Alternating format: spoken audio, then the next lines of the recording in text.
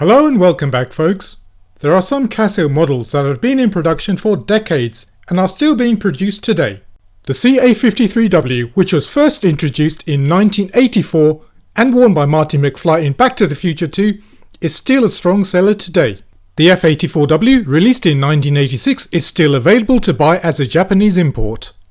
Even everyone's favourite, the ubiquitous F91W, was first introduced in 1989. However, there are some models that only had a production run of a few years and never to be seen again.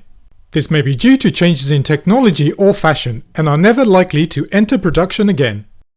Casio have though been reintroducing certain watches from their back catalogue, and their lack of availability shows how strong the demand is for vintage models.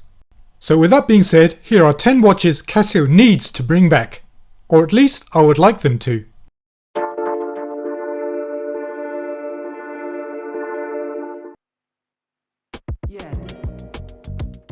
At 10, the W35 Marlin.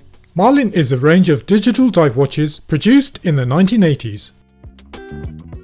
They were never officially called Marlin by Casio, but fans lovingly refer to these watches as Marlin due to the logo of a fish which appears on the dial.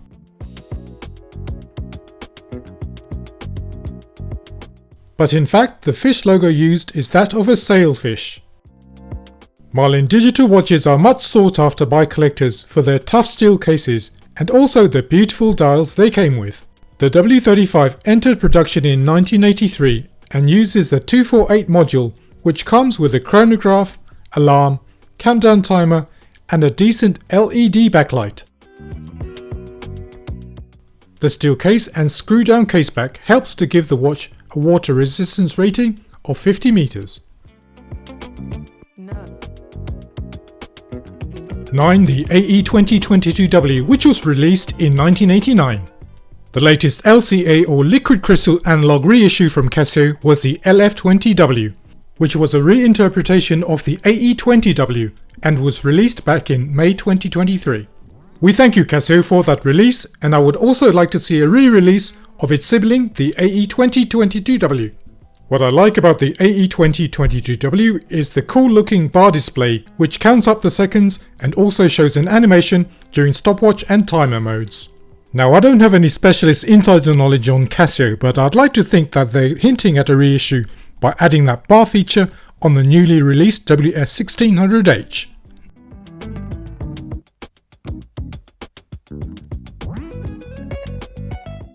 The AE2022W has 50 meters of water resistance, and under the cover it's powered by the module 808.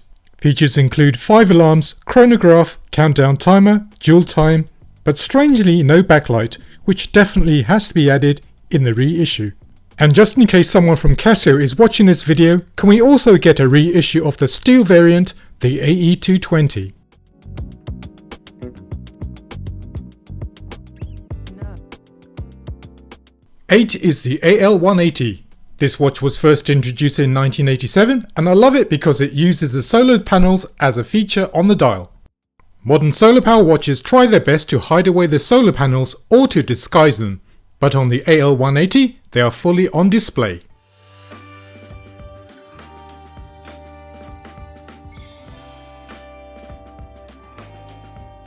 Since being first introduced, the AL180 has already been reissued a couple of times, the last time being over 10 years ago, so we're now due for a release again.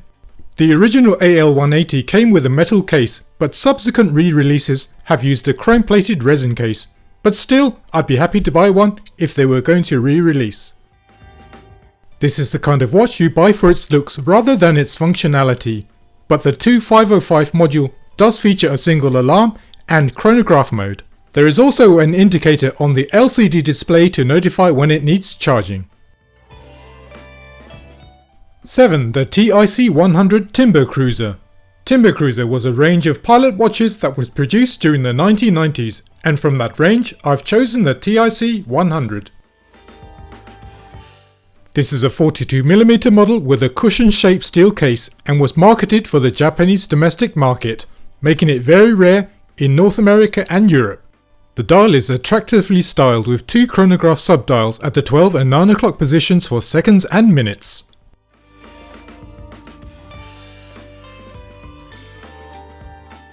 An interesting feature for this watch is a digital display located at the usual date window position.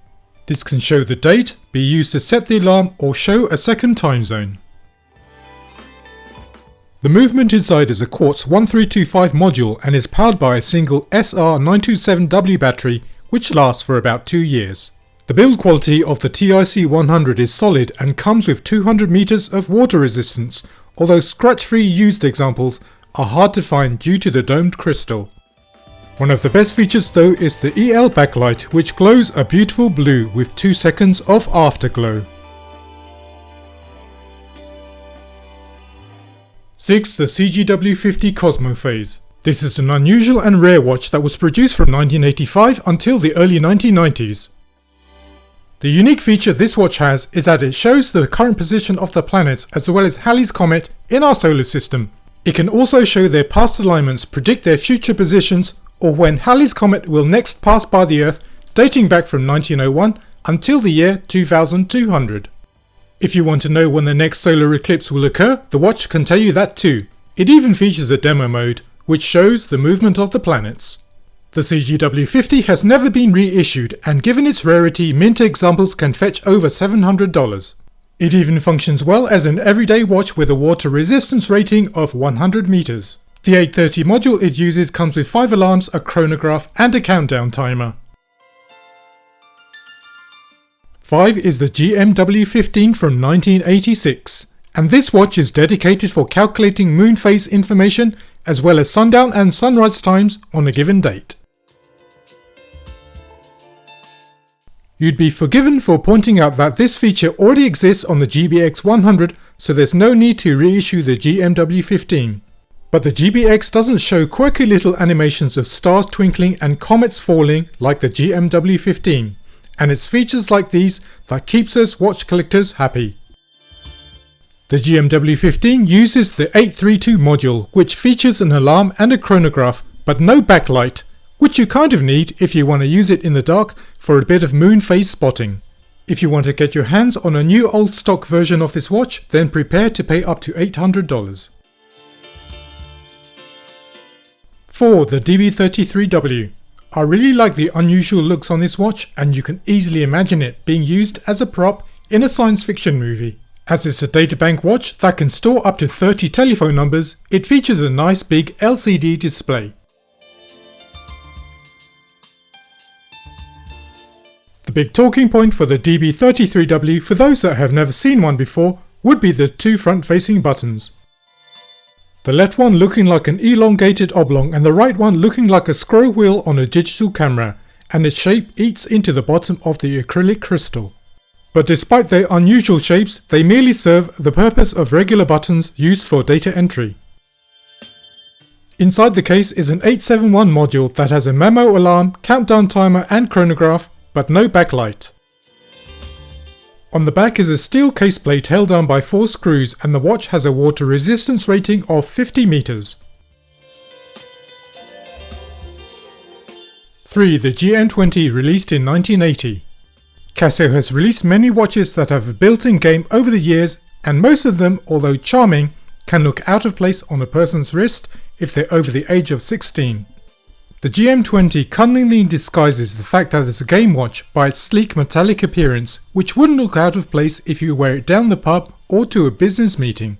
The built-in missile command type game is actually playable while worn on the wrist and can provide you with some moments of amusement. Inside the case is a 165 module, and other features aside from the game includes a stopwatch, alarm and backlight. Demand for vintage Casio game watches is fairly strong, and mint examples can fetch over $1,000. Number 2 is the AA85 from 1981. This is a dual-layered LCA watch and is famous because it was worn by Roy Schneider's character in the movie Blue Thunder.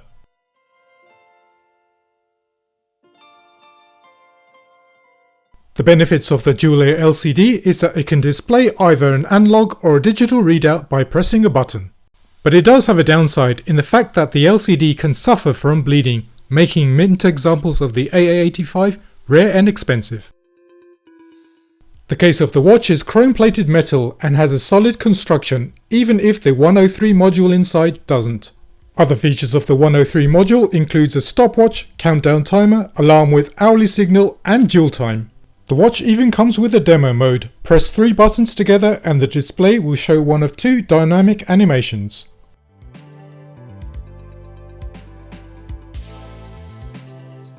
Number 1 is the Film Watch. Film Watch was a range of Ana-Digi watches that were produced from the late 1990s until the early 2000s. They came in a variety of striking variations with different coloured hands, dials, faceplates and bands.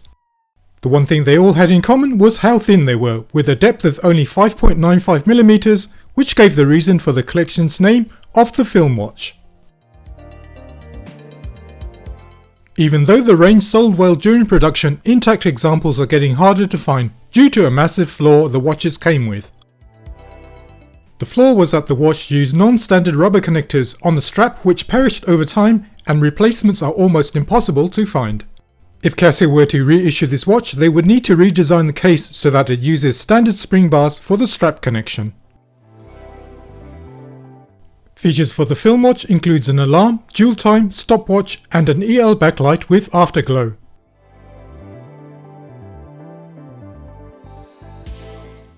Well folks, I hope that you enjoyed my wish list for future Casio reissues.